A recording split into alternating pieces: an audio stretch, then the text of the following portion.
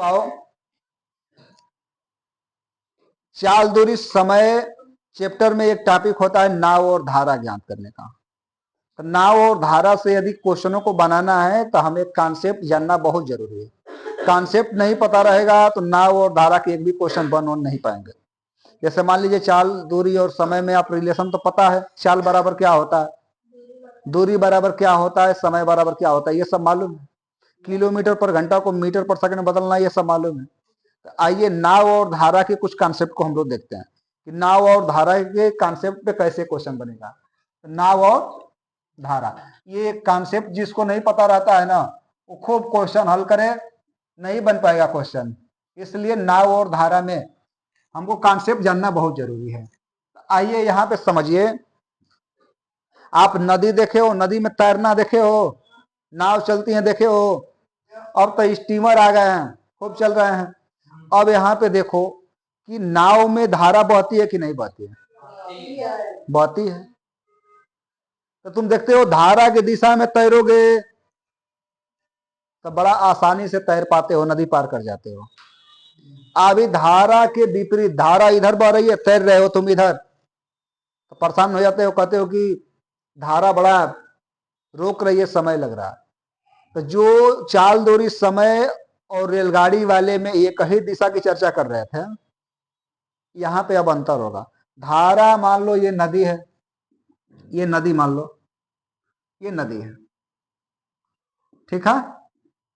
अब इस नदी में तुम लोग देखो, यहां पे एक नाव है, ये मान लो नाव है, क्या है, नाव। तो नाव की चाल या नाविक की चाल, जो उस पर चला रहा है उसका, नाविक की चाल या नाव की चाल। आप उसको नहीं मान रहे हो तो कहो कि हमारी चाल, मैं तैरने वाला हूं तो मेरी चाल, यही ना हो सकता है। तो ये नाविक की चाल को हम मानता हूं यक्स, क्या मानता हूं, यक्स। अभी मान लो इधर धारा बह रहा होगा तो इसको क्या मानेंगे, धारा की चाल। धारा की चाल को क्या नाम दोगे तुम लोग, वाई नाम दे देना, वाई दे देना, हो गया इतना। दो पोर्शन हम लोगों को मिल गया, एक तो नाविक की चाल या हमारी चाल या जो तैरने वाला होगा उसकी चाल, क्या हो गया, यक्स हो गया। अभी नदी में गए तो उसमें धारा बह रही होगी, धारा की चाल को हम लोगों ने क्या मान लिया, वाई मान लिया। अब आओ, नाव को हम लोग धारा की दिशा में लेके जाना चाहते हैं कि धारा के विपरीत दिशा में लेके जाना चाहते हैं। तो यहां पे दो चाल तुमको और मानना पड़ेगा। धारा की दिशा में नाव की चाल, इसको हम लोग क्या मानते हैं, यू। इतना ज्यादा परीक्षा में लिखोगे तो समस्या बनेगा ना, तो इसीलिए साइट में हम लोग नाम रख लिए कि धारा की दिशा में नाव जाएगी तो क्या होगा, यू। आइए बताओ, धारा की दिशा में जाएंगे तो दोनों चाल का हो जाएगा, जोड़ जाएगा। तो ये यू बराबर क्या मिलता है, एक्स प्लस वाई। मतलब ये वाली चाल और ये वाली चाल का होगा, जुड़ जाएगा। अभी यहां पे दे दें, धारा की विपरीत दिशा में नाव की चाल। ये बताओ, धारा की विपरीत दिशा में नाव की चाल को क्या माने हम लोग, भी मान लेना साइट में।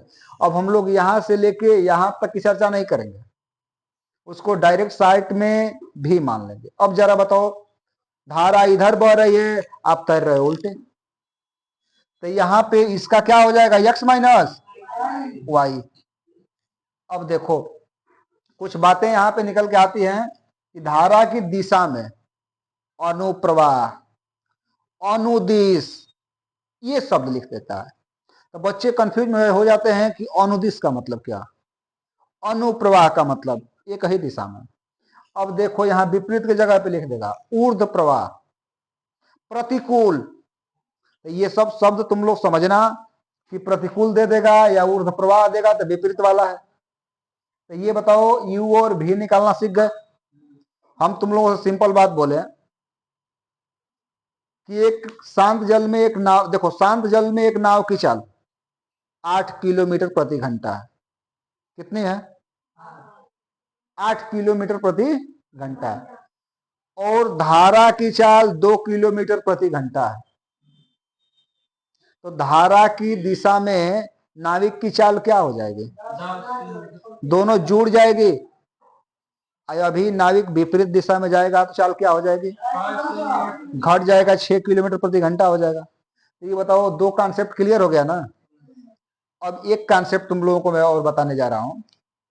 इसी दोनों से वो रिलेशन निकल के आता है, ये और ये देख रहे हो ना। तो इसी दोनों को सॉल्व कराओगे, जैसे मान लो कि x प्लस वाई बराबर यू माने हो, x माइनस वाई बराबर यहाँ पे भी है। तो लो थोड़ा सा तुम लोगों को बेसिक से बता दे रहा हूं, नहीं तो तुम लोगों को डायरेक्ट हम ट्रिक बता देते हैं कि x बराबर यू प्लस वी बाई 2 होगा, दोनों को जोड़ के आधा कर दो। y बराबर u माइनस वी बाई 2 कर दो, आ जाएगा। लेकिन बता दे कि आखिर में कैसे ये आता है, समझ रहे हो? तो यहाँ पे देखो, ये कट जाएगा कि नहीं कट जाएगा? तो 2x बराबर u प्लस भी, तो x बराबर u प्लस भी बाई 2, ये हो गया। तो x क्या है? नाव की चाल है। तो कह दो कि नाव की चाल निकालना होगा तो धारा की दिशा में चाल, विपरीत दिशा में चाल होगा, तो उसी को जोड़ के आधा कर देंगे तो नाव की चाल निकल जाएगा। ओके, अब देखो y का मान निकालना है ना, तो x के मान को किसी समीकरण में रख दो।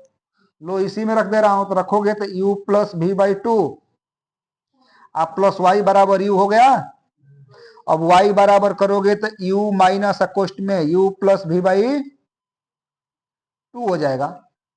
अब हल कराओगे तो y बराबर ये 2y 2u माइनस ये माइनस अंदर गुणा होगा तो माइनस, ये माइनस भी हो जाएगा बटा में 2। तो ये y बराबर करोगे तो 2u में से u निकलेगा तो u है ना बचेगा, v बाई 2। ऐसे ये हल हो जाता है।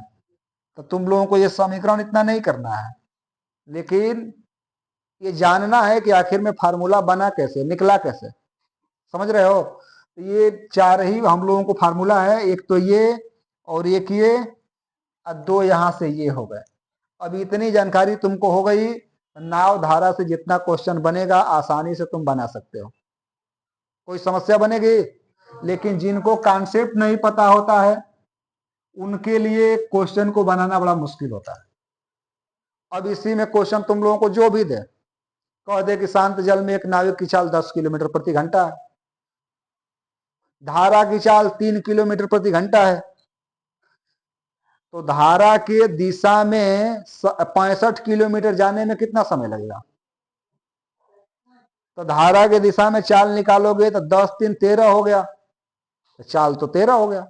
अब 65 किलोमीटर जाना है तो 65 में किससे भाग कर दो? 13 से। 13 पाँचे कितना घंटा लगेगा?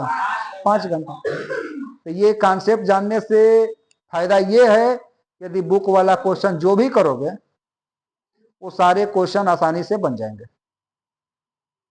तो बोलो सौरभ, इसमें यक्स क्या है? नाव की चाल। वाई क्या है? अजय बताओ, भी क्या है? धारा की चाल नहीं है, धारा की चाल वाई है, धारा की विपरीत दिशा में चाल। यू क्या है? धारा की दिशा में चाल। ओके, अब इस पे जितना प्रश्न बनेगा आसानी से कर ले जाओगे। चलो धन्यवाद।